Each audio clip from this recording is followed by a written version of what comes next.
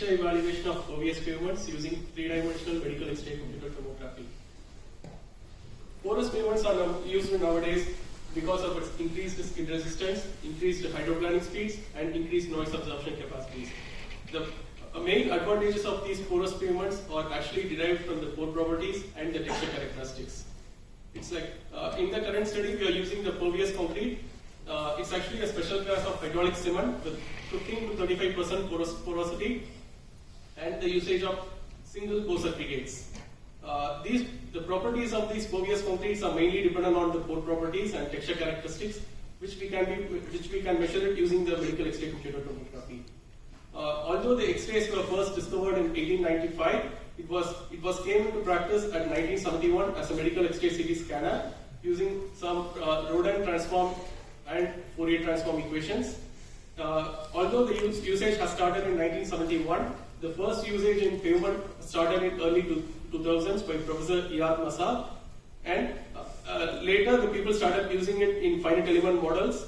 The first one was usage of X-ray CT scanning to evaluate the clogging characteristics of pervious pavements. Then people started using it in finite element and finite volume models to evaluate the microstructural and microstructure properties. It's like in the current study, we are evaluating the texture characteristics of pervious pavements, mainly such as mean texture depth, pore coordination number, volume, and throat characteristics for various mixtures. Past studies have mainly focused on pore characteristics and texture characteristics obtained using CT scanner, obtained using the laser scanner. In the current study, we are mainly focused on using the CT scanner instead of laser scanner. We will show you the results of both laser scanner and CT scanner results in the next session.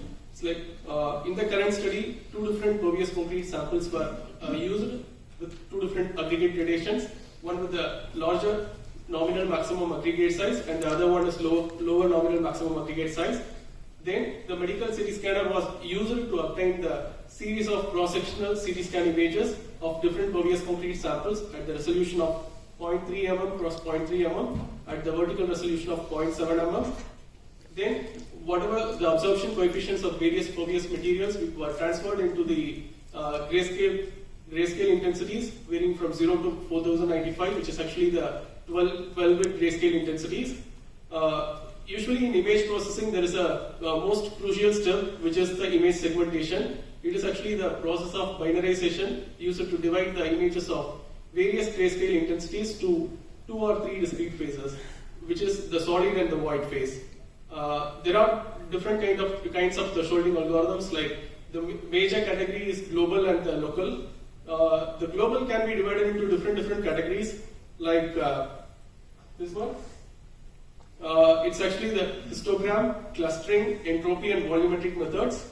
And the most commonly used thresholding algorithm is actually the Oudtshoust method, which is mainly based on the variance and variance of the grayscale histogram. We have tested all the 10 different kinds of thresholding algorithms, and we developed our own algorithm, which is the discharge-based thresholding algorithm.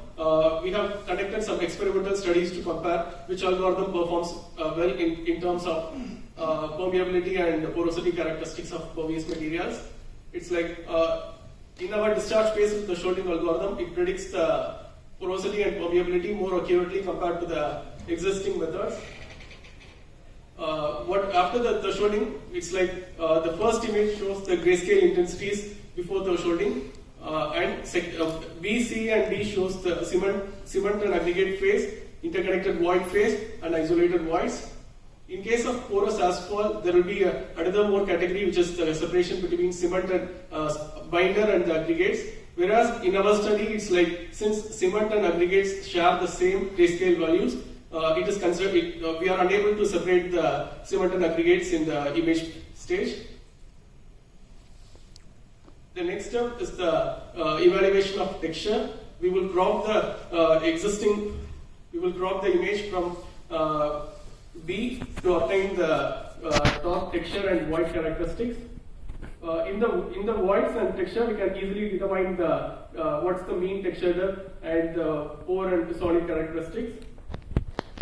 Once this is done, we will use the watersheds particle segmentation algorithm, which is in this also there are different kinds of watershed thresholding algorithms which we had studied, and we can see the paper very soon in 1 or 2 days.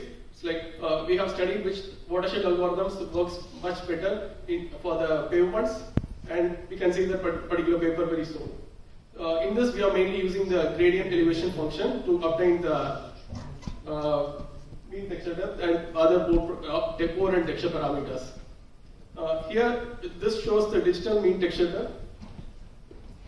It's like digital pore parameter is actually the ratio of volume of the material to the current cutting depth. For the conventional pavements, it ranges from 0 to 2500. Whereas for our study, it actually shows from 0 to 10,000. As the nominal maximum aggregate size increases, we can clearly see that the mean texture depth also increases using this CT scanning. We can also measure the different size and shape characteristics of the pervious materials, such as the coordination number, throat characteristics like throat shape factor, sphericity, and throat eccentricity characteristics for different kinds of pervious materials. And in the later stage, we can extend it to the how does it affect the skid resistance characteristics of different pervious pavements. The main advantages and limitations of this CT scans includes like it actually is like the gray color shows the cement and aggregate phase, whereas the light blue shows the void phase. It's like in CT scanning, it is in the field in pavements, it is actually considered as a destructive method to obtain the pore characteristics, whereas in laser scanning we can obtain the total texture depth, but for skid resistance characteristics we won't be able to completely study the pore characteristics such as rounded images. So we casted some samples to evaluate the pore characteristics. Although this method can work very well for the dry skid resistance, the CT scan is very much needed to evaluate the wet skid resistance characteristics of pervious pavements.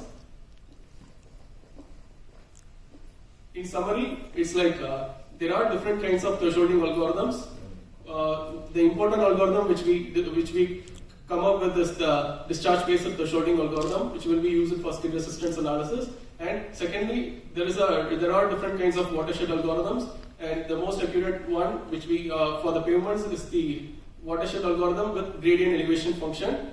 And usage of these two algorithms along with skid resistance would lead to good study in the future.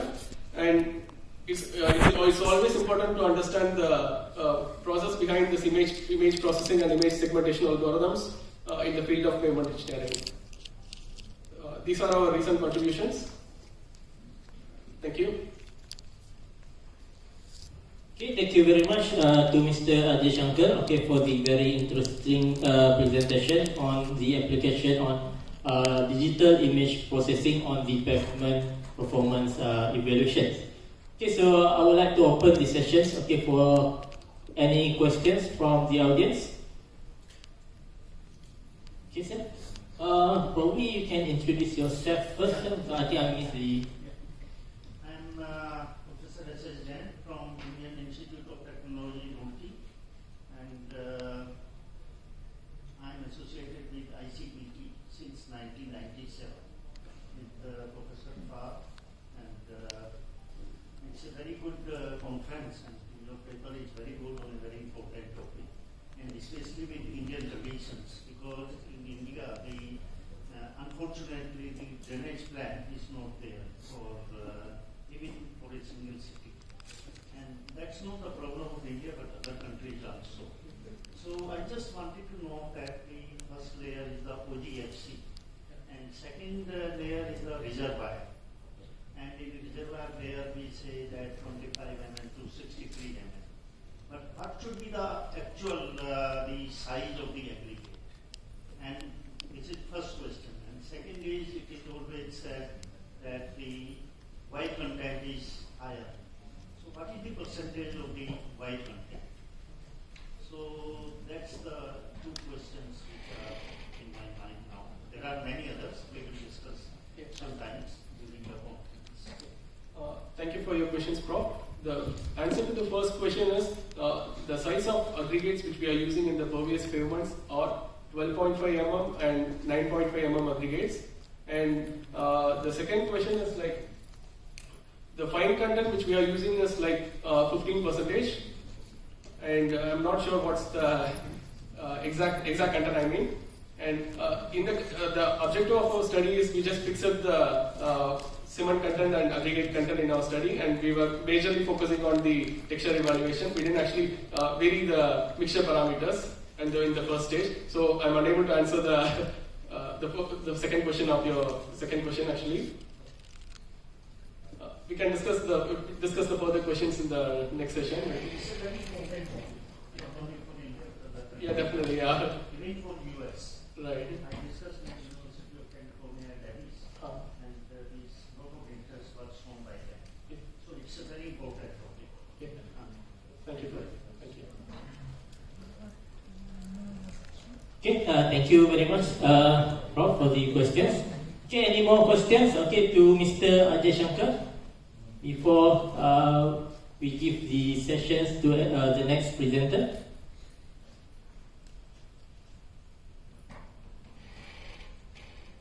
Okay, thank you very much, Mr. Ajay Shankar. Okay, so